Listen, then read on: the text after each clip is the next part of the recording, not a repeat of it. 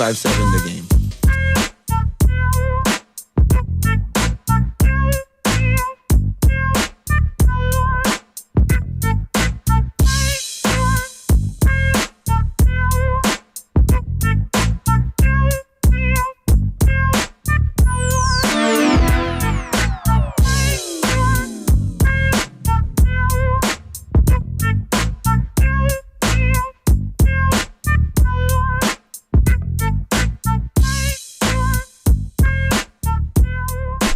Thanks, buddy. That's your buddy, guy. One segment down, two more to go here. If you're watching on YouTube or attempting to, apologies. The stream didn't start in that first segment. So, you were on there and you're waiting, and nothing happened. But I'm back. I'm here. We're live, I think. Yeah? We're good. All right. So, stream us, Twitch, Twitter, YouTube, powered by First NorCal Credit Union.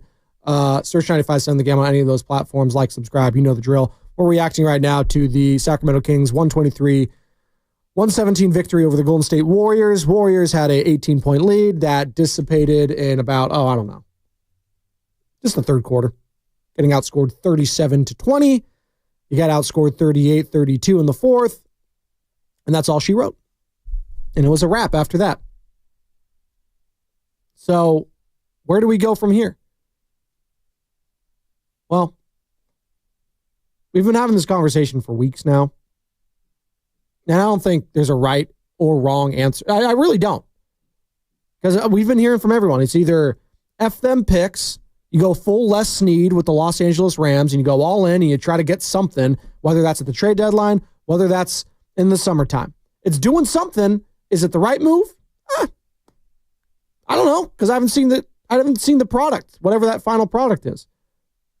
Everyone's saying that, if you just That's not a championship type of move, going out and getting a Jimmy Butler or a Vucevic or Zach LaVine, yada, yada. It's something.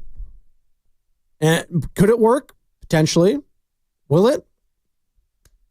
I don't know. We have to wait and see. Just like if you want to do the opposite approach and trade everyone in stock picks and go Oklahoma City and what they did for the last few years prior to this recent ascent, I could be talked into that too. I don't think there's a right or wrong answer right now for how you feel as a fan going forward. Because, quite frankly, the plan right now for the Golden State Warriors is nothing from what we've seen. They're going to reveal their hand in the coming weeks up until the trade deadline. And we're going to find out a lot about this team and their mindset going forward after that. And speaking of those future plans, has Steph bought into them? That question was asked to Anthony Slater yesterday, our 95.7 The Game Warriors insider on the Morning Roast. Well, I mean, the 48-hour period prior to the deadline and what Steph is told is available and what Steph is told was or wasn't acted on will matter, right? He needs to, he said it in his own subtle, diplomatic way, but he wants to know that Mike Dunleavy and Joe Lacob in the Warriors front office is attempting, to make smart but, additive moves. And, they continue to message out that they're, searching on the open market and they're trying to help this roster, even if it's just not some, unbelievable, star level boost that we believe gets them back into contention, because I don't think anyone thinks that's actually out there. But it's going to be about how they sell that to Steph. And then also maybe they're hinting to him could be available this summer, on a bigger fish, bigger picture way. And he would know better than we would know. And we'll see. We'll see. I'm very curious how Stephen Curry's feeling right now about all this. I know what he said to the media. I know what he said. You say one thing and you think another, though. I've been around and I've been watching athletes and covering athletes for a very long time. And they will say subtle things like Slater alluded to. Whether you're LeBron, whether you're Steph, whether you're Tom Brady, whether you're whatever.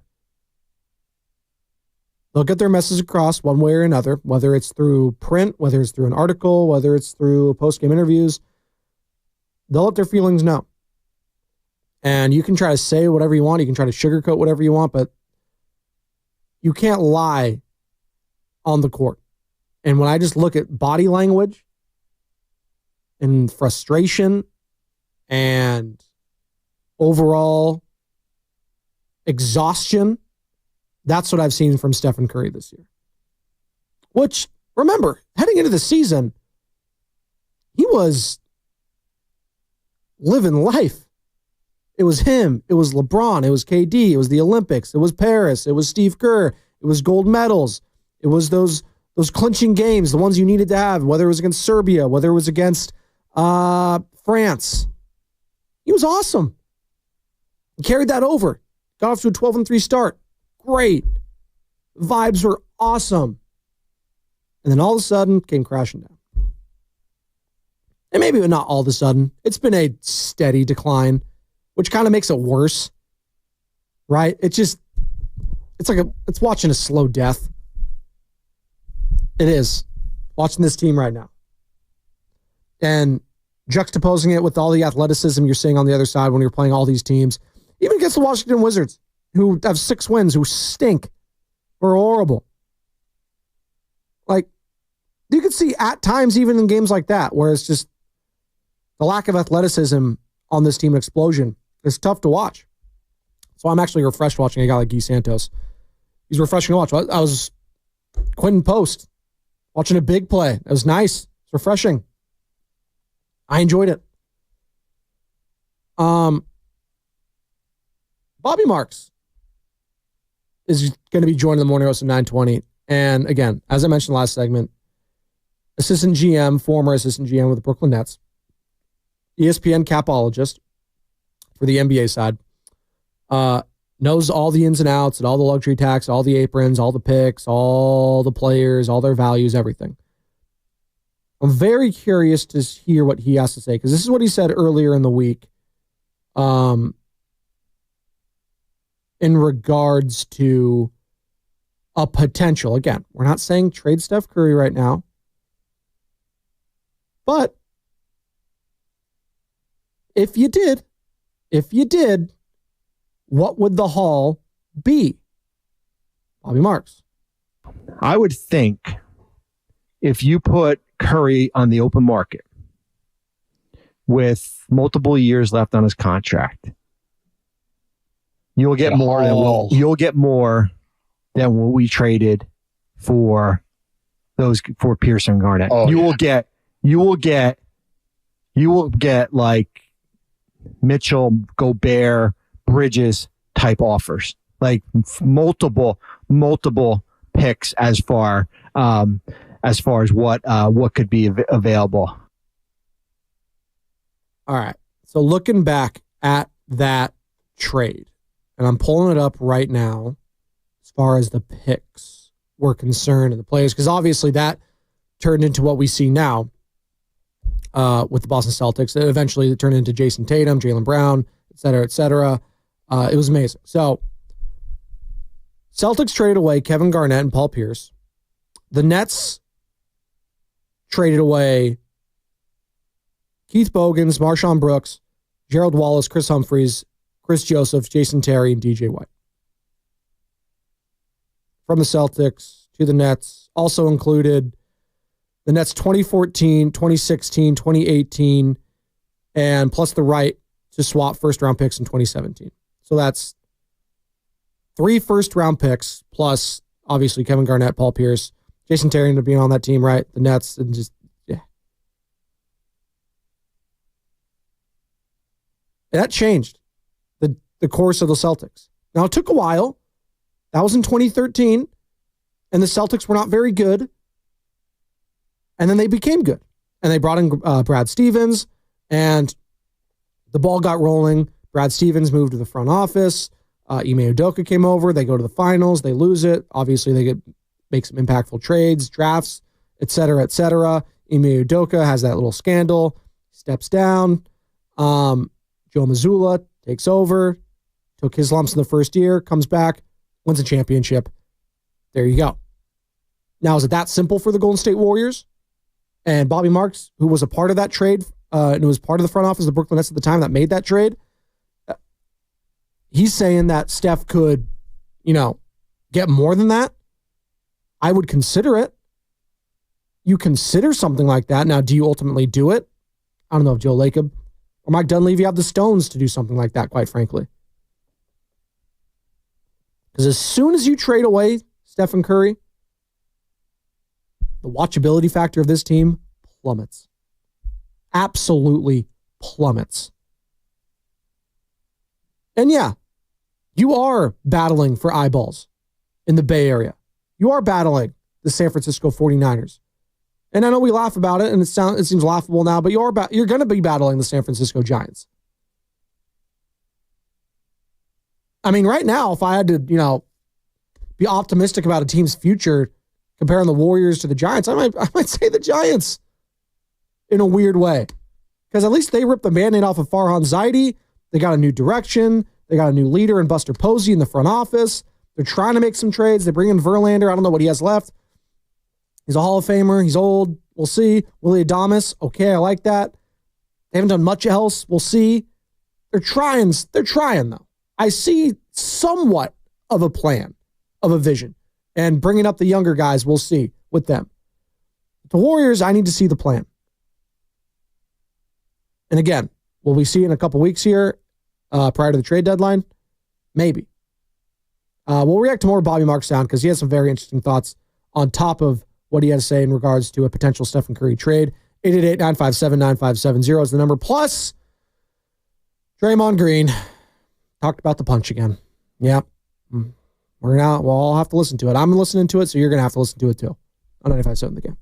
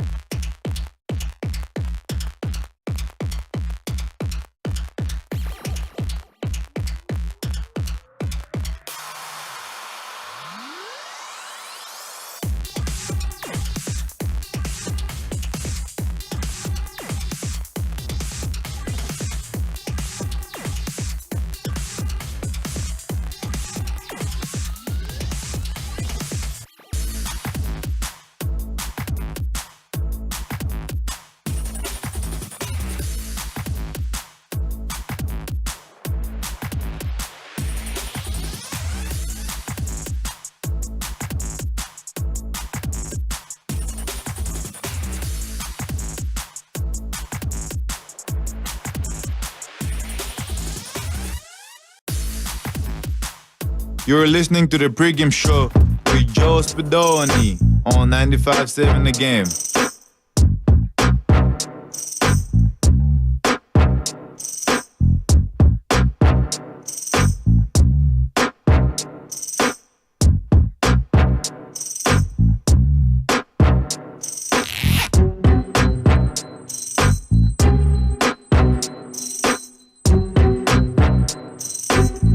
They miss you, JK. They miss you. I miss you. I miss watching them play. I want to see the young guys play. I want to see the future play. So there were some things to be, you know what? He's Santos. I don't know if he's a major piece of the future, but at least he's a young asset right now. Quentin Post. Hey, I saw something. Not mad. I saw something there, which is more than I can say for the last couple months when it comes to the future of this team. Like when you look at the Warriors as they lose 123 to 117, as we have 2 segments down, 1 more to go here on the pregame show, Joe Spadoni. Kings improved to 23-20, by the way. Warriors fall to 21-22 as they take on the Chicago Bulls tonight at Chase Center. Coverage of that starts at 6 o'clock right here on 95.7 The Game. And tip-off at 7 with the voice of the Golden State Warriors, Tim Roy, alongside Tom Tolbert. So, can't wait for that. Stephen Curry going to play. It's the back end of a back-to-back. We shall see. Played a lot of minutes last night, 34 to be exact. But I saw, something at least from the young guys. But as far as like the trade deadline's concerned in the next couple weeks, and, I don't know what they're going to do. But I'll tell you who I'm not going to miss if they do trade right now, because it's just hard to watch. Dennis Schroeder. Hasn't worked out. Yeah. That guy. Slow-mo. Is just, I don't know what we're doing there. Kyle Anderson. So, slow-mo. Bye-bye. I know he's got the gluteal bursitis.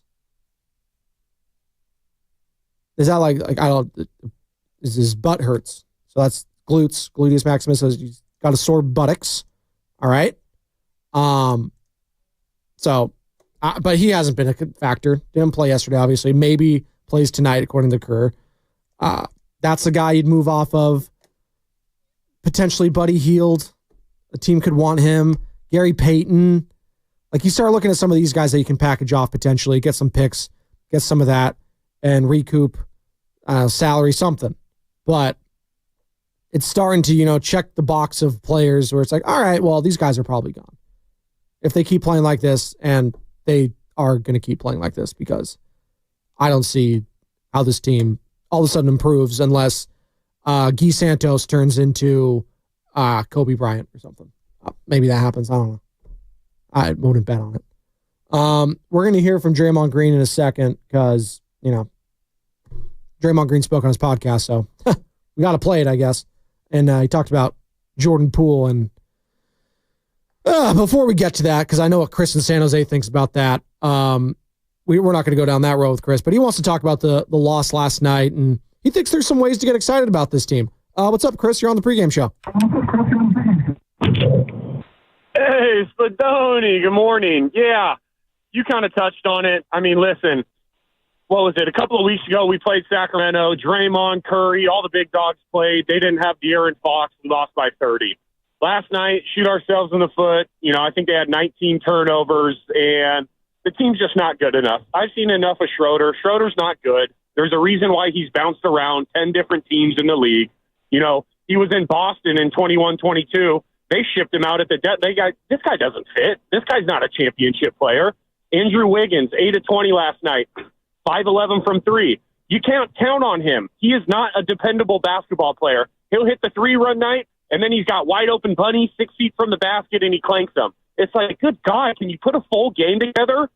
Not just, you're efficient from 3, you're bad from 2. You're efficient from 2, you're bad from 3. Draymond, you already know my thoughts on Draymond. He wouldn't have done anything in that game last night. You mentioned it. The difference in athleticism was absolutely glaring. I mean, it's slapping us right in the face. We're done. This team needs to be dismantled. Bringing in a 35, 36-year-old Jimmy Butler is not the answer. Okay, I would have liked if you brought in a Markkanen early in the season because at least he would have had a long-term contract. Is young. It is a good basketball player. And Guy Santos. Here, I'll get to the positives. I like watching a Guy Santos. I like watching these guys, Quentin Post, go out and prove their worth on the NBA stage. Guy Santos needs to be getting 25. I'd love to have him take some of Draymond's minutes when Draymond comes back. Kuminga, that's a guy. You're a perfect game for a guy like Kuminga. Run and gun. We couldn't even get up the floor against these guys. We look like, a D1 basketball team compared to an elite athletic NBA basketball team. So I've said it numerous times. You are behind the curve if you don't move Schroeder, you don't move Looney, you don't move Draymond, figure out what's going on with Curry, because this team is done. It is completely cooked, Spadoni. And to your point about other Bay Area teams, the Niners are always going to be there. Okay, baseball is America's pastime. We love this stuff. We were always big fans of the Warriors, even when they were stinking. But for me, I need some direction. I need to know what's going on. At least the Sharks got the number 1 overall pick. Macklin Celebrini is being heralded as the next Sidney Crosby 1A, Connor McDavid 1B. At least they got their stud. He's the best under 20-year-old player in the NHL right now, regarded by many analysts, all the scouts, whatever. The Giants, at least we have a new, not new ownership, but we got Posey in there, a new direction. They made a big signing in Adames, finally got a big contract. At least we know it's something new. The Niners, we got John and Kyle, and for all the shortcomings, I've mentioned it, at least we know we're on a year-in, year-out basis going to be competitive. I think when the Super Bowl odds come out next year, we're going to be one of the top 3 favorites again. So it's just like with the Warriors, there's no direction whatsoever. You got the young guys. You got the old guys. Guess what? The old guys are the reason you lost last night, and the young guys were the shining bright spots. I'm done with Schroeder. Move on from Wiggins. Move these guys and get some capital back because it's done, Spadoni. I'm sorry for yelling at you, buddy. I love you. Let's have a terrific Thursday. And, go Warriors, I guess. Love you, Spadoni. Love you too, buddy. You're not yelling at me. You're yelling with me. I love the passion. Chrissy in San Jose. Before we wrap it up here, and he made a lot of good points. And, Bonte and Chaska are going to come in here in a couple minutes, and they're going to echo that sentiment as well. I got to play it before I go. This guy, Draymond Green. Oh, my God. I was teasing it. We'll have a couple minutes. I'll play it. I responded because, it's been 3 years. Let's move on. Where's the love? We moved on. We're supposed to move on, man. I really am sorry. Right. That statement was kind of like it was looking for some sympathy. You know what I'm saying? Yeah. I kind of keep wanting to make me out to be the bad guy. Move on, bro. It is what it is. I'm sorry. I shouldn't have punched him. But, it happened. Let's move on, man. I even apologized to his parents because, I got his dad popped off one time on the internet and I went back at him because it was just like, bro, why you popping off? And I actually didn't like myself for it because I wasn't even on that. You know what I'm saying? I was like, I kind of let him get me off my square a little bit. Okay. Jordan Poole obviously came back last week with Washington Wizards, lost the game after the game, said, I love those guys over there. Well, most of those guys. That was the quote. Mark Spears tweeted, said, quote, Draymond responded, I really am sorry. And this is Draymond, I guess, trying to apologize, but the audacity of a guy to say move on when you were the one to punch him in the face. Yeah. Did he learn anything in that quote unquote therapy that he took last year when he was indefinitely suspended? You don't get to decide when someone that received that punch gets to move on from it. That's not up to you. The audacity of this guy. And I'm not surprised. And he tried to turn it like he's asking for sympathy. No, he just had a quote. And Draymond was the guy that made it about him. Draymond's the one going on a podcast and preaching about it. Then you got Baron Davis being instigator 101 saying, where's the love? Where's the love? Oh, please. What love? Yeah, Draymond Green and that whole situation with Jordan Poole, he's the reason the Warriors are where they're at right now. We all realize that now, right? And if you don't, you're delusional. Simple as that. I'd like to say more, but I'm up against it. Bonta Hill and Joe Shasky, maybe they'll talk about it. Bobby Marks, ESPN NBA capologist, 920, former assistant GM of the Brooklyn Nets. That's all coming up next on 95.7 The Game. Have a good morning, everybody.